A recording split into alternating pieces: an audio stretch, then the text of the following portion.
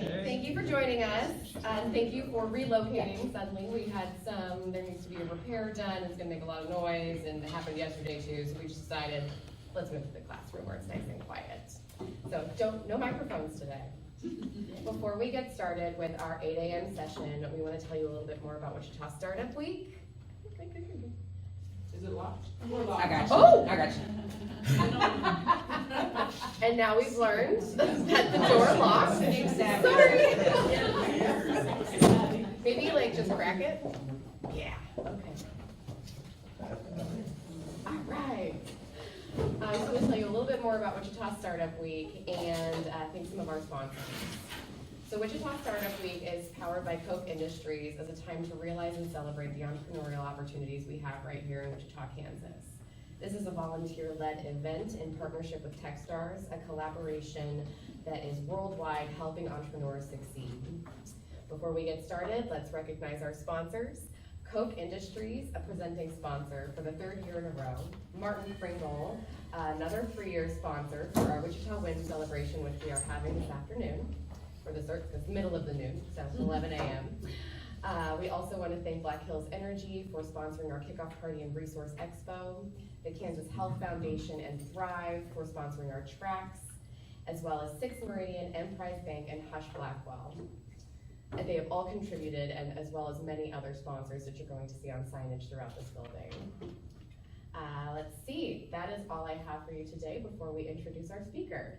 This session is part of our DE&I track, and we are going to welcome Chris Weekly, founder of Logical A consulting company designed to educate companies on how to message to applicants on the spectrum and how to better place autistic employees in the company to provide them with the supports that they need to be successful. Chris was diagnosed late with autism in his 30s, and he is here to discuss some of his challenges and how he helps combat those in the workplace with his consultants. Please welcome Chris.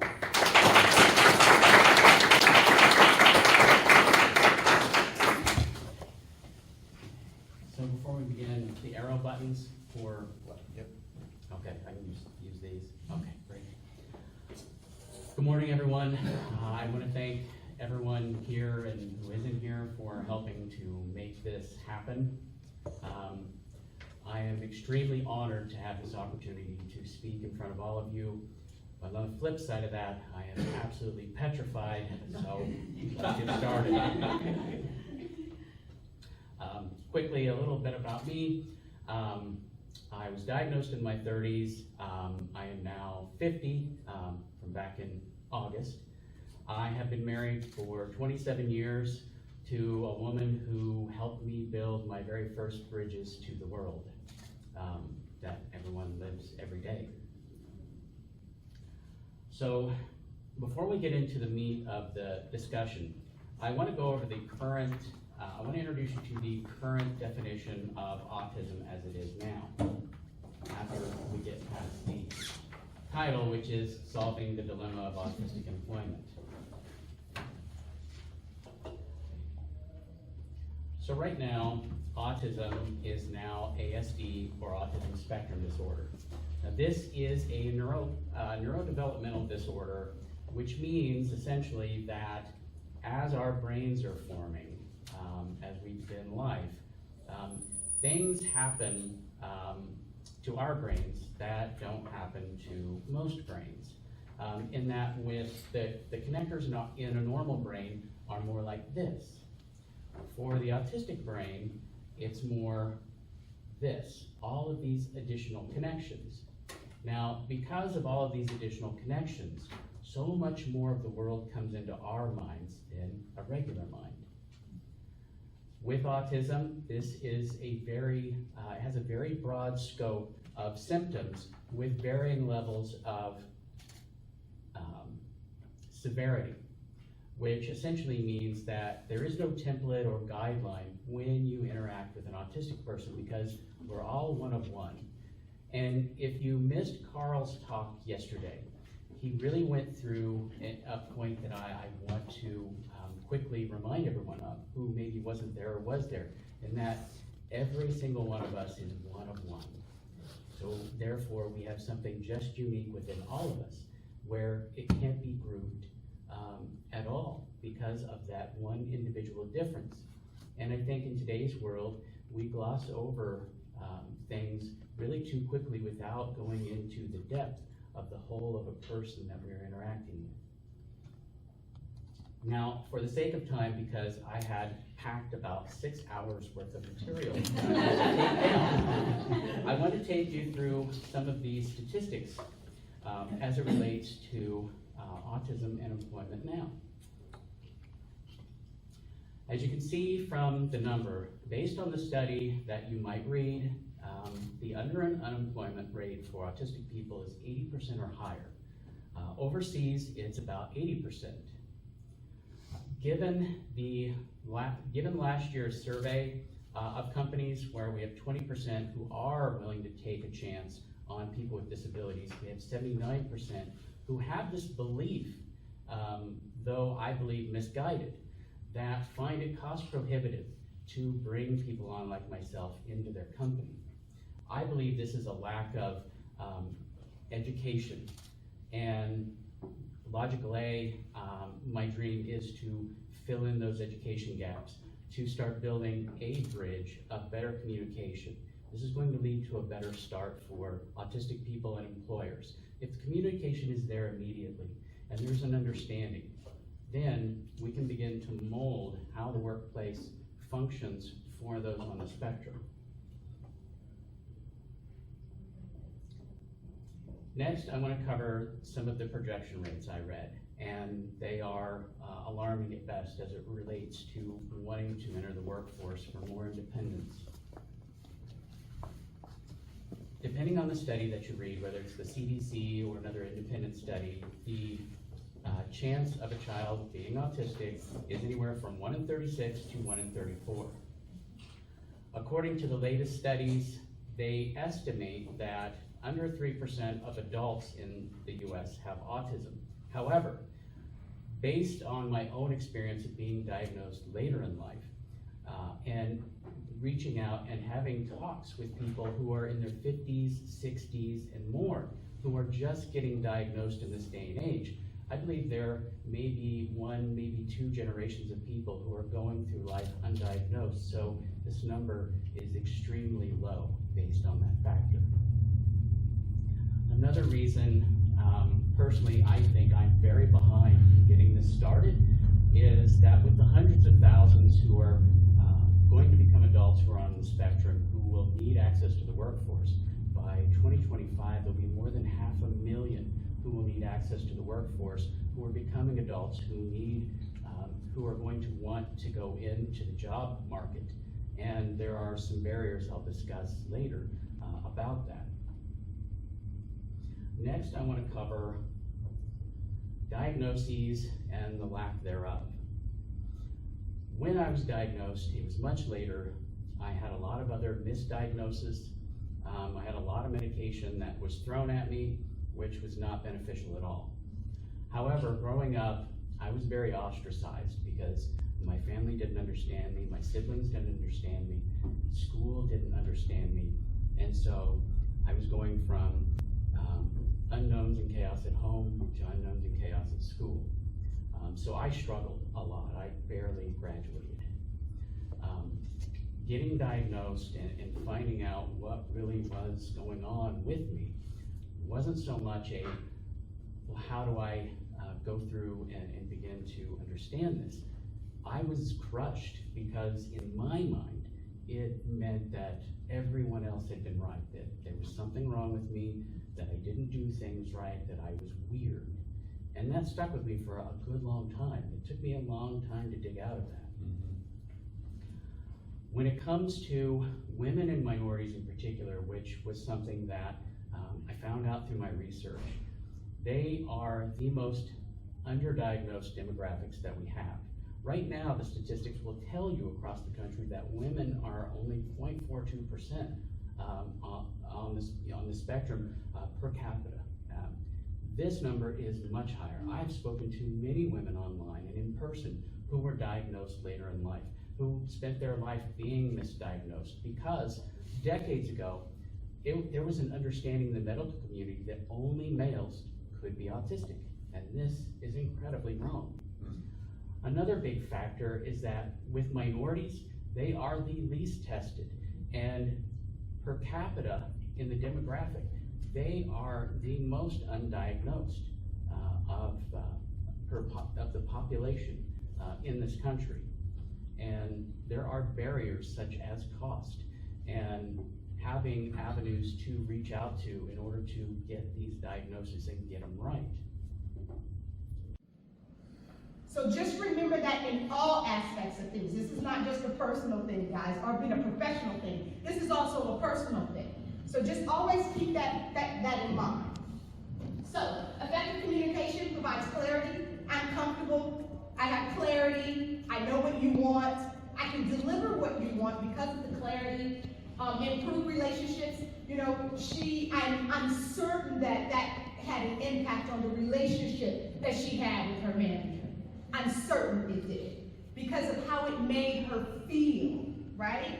How you make your employees feel is critical to their overall experience.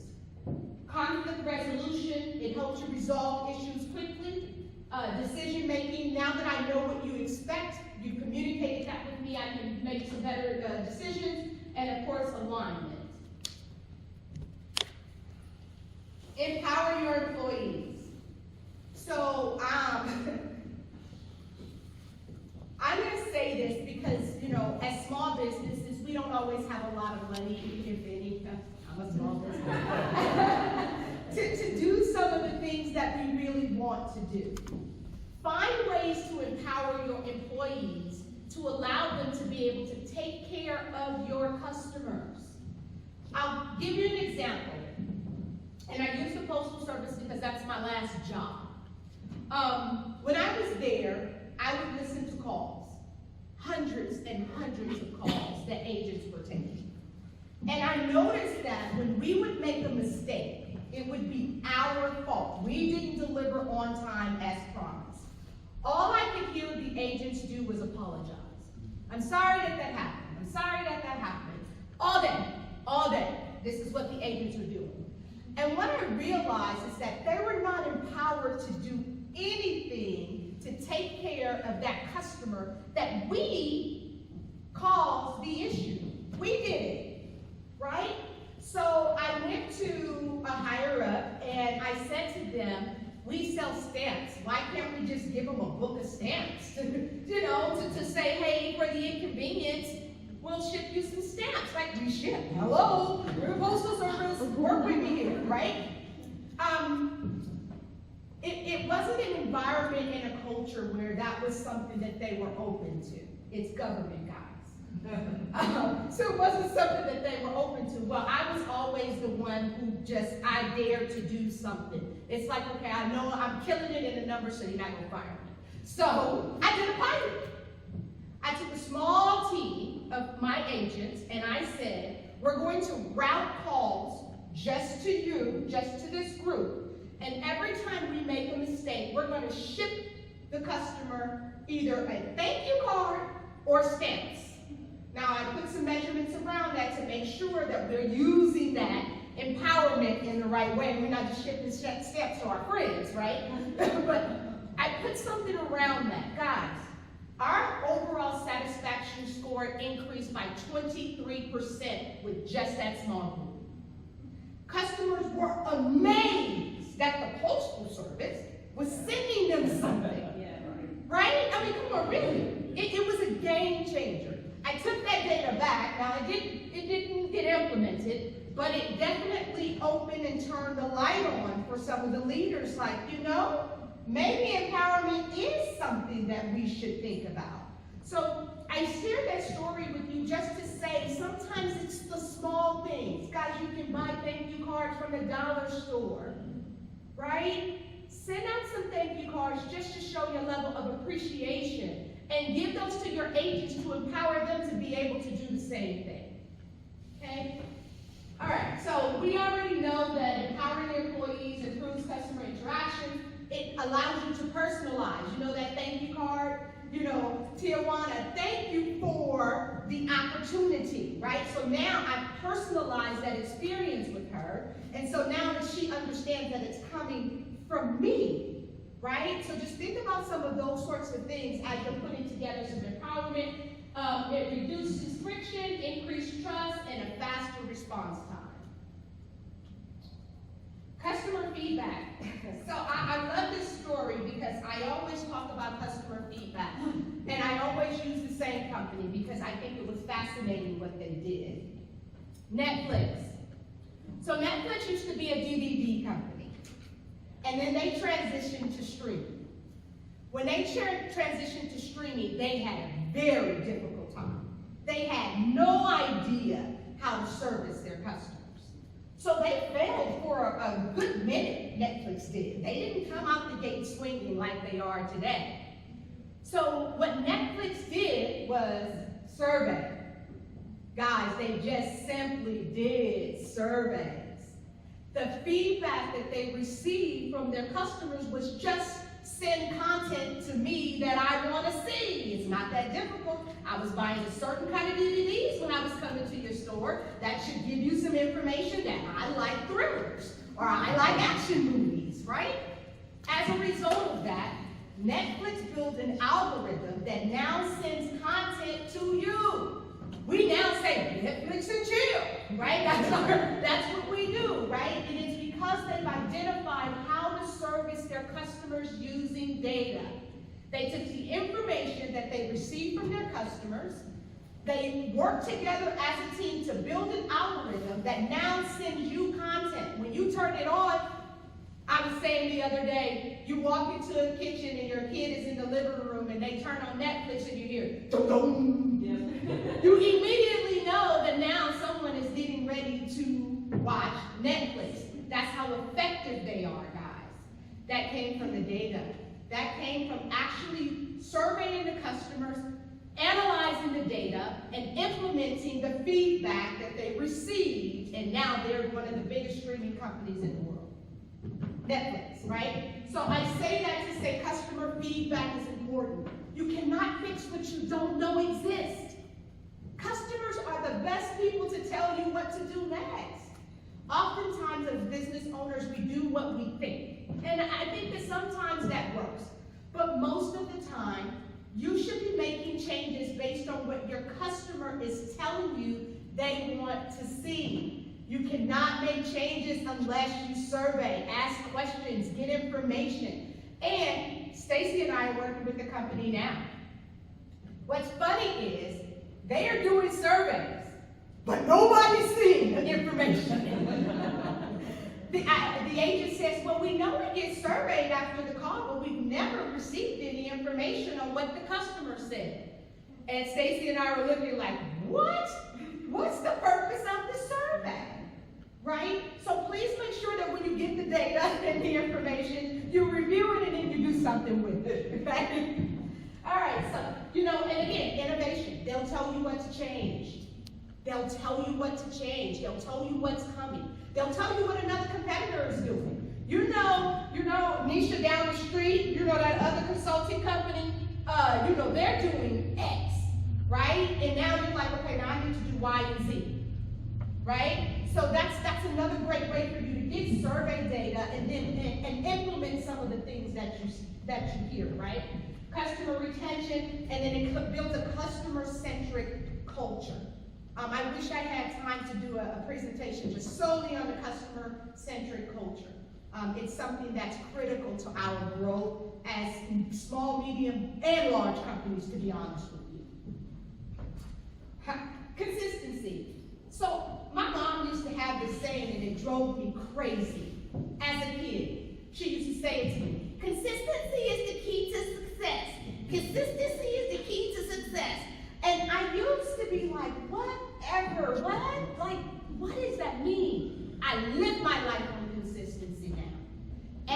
If I'm not going to be consistent with it, I don't even mess around with it. What makes you stand out in the crowd? What gives you the advantage over all of the other businesses? That is what your competitive analysis is going to tell you.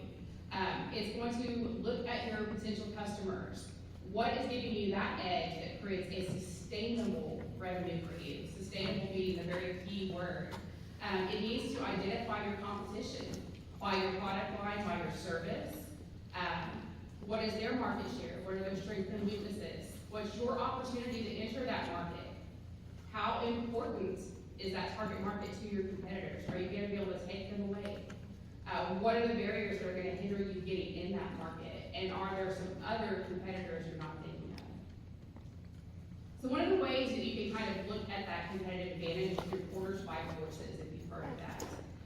It gives you these 5 things that all contribute to your rivalry. So barriers to entry are going to be your things like your cost advantages, what's your learning curve, the economies of scale. Are you going to be able to kind of get that advantage as you grow in size? What are your capital requirements? Do you have a brand identity? Supplier power. Who are you getting your resources from? So that is going to be really important for the concentration of suppliers for you. What is the importance of volume to your suppliers?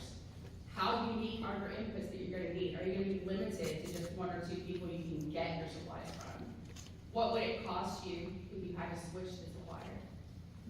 Are you in danger of the supplier deciding they can do forward integration to make your product or do your service? So then let's talk about buyer power. So that's your customers. What is their bargaining leverage? What is the volume of buyers you have? You have a small group of buyers or large?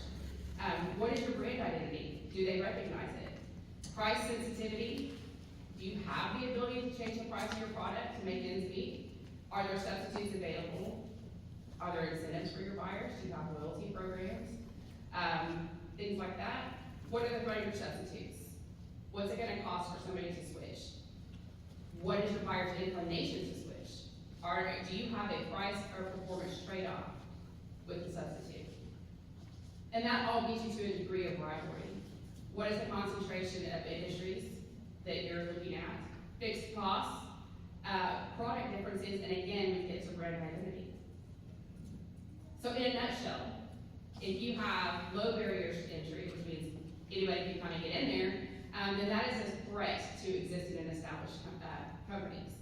But if you have strong barriers to entry, that's going to be really ideal, since it's going to be the company that's established, doesn't face many competitors, they can charge higher prices, negotiate better terms. When it comes to suppliers, same kind of thing. Fewer suppliers, they have the power. They can drive up the price, which in turn will drive up the price for your customers. If you have more suppliers for whatever it is you need to make your product or business service work, then you've got the option to switch, maybe for cost-saving vendors. Buyer power, so the smaller your base is, the more power your customer has. They can negotiate with you for better terms. They've got the advantage when you have a smaller customer base. With a larger customer base, you've got many more customers. You've got the ability to then drive your prices a little higher to increase your profitability. So a smaller, more powerful client base means they're going to be able to negotiate with you. So then when we get to threat of substitutes, the same thing is that when you have a few substitutes, you can increase your price. You can lock in favorable terms. So think of if you're the only person in Wichita that's buying titanium, so you're not going to be right, but let's say you are, then you can go to that supplier and say, look, if you wanted, you're going to give me this term for the next 2 years on this much, right? I have control. On the opposite side, if everybody needs titanium, there's only a couple suppliers, or you're required to use a specific supplier, as you may be in this town, then the supplier has to advantage. Okay, so you've done your market research. Now let's put it all together, write your business plan. So, what is a business plan? Why do you need it? It is a roadmap for how you're going to run your business, how you're going to grow your business, start your business. There is no right or wrong way to write a business plan, but you have got to have one. It's going to help you through everything. It's going to help you when you sit down. You've done your market research, but what else are you forgetting about, right? So you need that. It's going to make you go through a thought process. What have you forgotten about? So use some of those templates that are available out there. Look for those key items you need to have. This is also what you're going to market yourself to investors, to lenders, because you're going to need money at some point. And you're also gonna use it to convince people, maybe suppliers that you need, to work with you. So there's a couple, we'll just put this in two categories. There's many, many, many business plans, but we're gonna talk about either a traditional or a lean startup. So traditional is pretty common. That's the thing that's gonna be really, really detailed. It's going to be dozens of pages probably. It's gonna take you a long time to develop it. It's one you're gonna keep coming back to and adding things to and changing. So it's gonna require a lot of work, but it's gonna have all of the information that you need. Lean startup also has a very standard structure, but it usually looks like a chart. If you think of something like, Selena would be familiar with the capability statement, right? Okay, so it's a one-pager, and it's going to look almost like a flow chart. Think of sticky notes with just key items, kind of like we see here, but with key items with just a few bullet points underneath it. That's your lean startup. But they're all going to have some very standard components that you need to consider. And just keep in mind, your lenders and investors want the details that are in that traditional. So here's a list of the things that you may find in either kind. So I'm not going to go through all of this, it's a lot, but you can see that there's a list. So the important thing is, on that executive summary, that's going to include a little bit of everything, right? It's going to talk about your company, why it is successful or why it's going to be successful. It's going to talk about you, your leadership, what makes you stand out, and your potential for growth and income. Those are really, really important things. When you get down all into the rest of it, these are things that are going to be figured out in the next 10 steps to start your business, right? You've already done some of your market analysis. We haven't talked about organization and management yet. We have not talked about funding, but you'll get there, right? So these are kind of the high points, the sections you need to work on in your business plan. It can seem overwhelming, but starting a business is overwhelming, right? It's a full-time, if it's not immediately, it will be a full-time gig. And you've got to put a full-time effort in there to be successful. Lean startup, there are some very standard things that people are looking for, and this is the list. Who are you going to be working with? What is it you're going to be doing? What resources do you need? What value are you bringing to the market? Is it a price reduction value to consumers? Is it an added benefit, value-added service? So you have to think about all of these. What are your revenue streams? And they want to know all of them, right? So think of just these high-level categories with a few bullet points underneath each one of them. So you have those two things in place. Now the rest of these things can all happen at any time, at the same time, over and over again, and will keep informing your business plan as you go. So when we get there,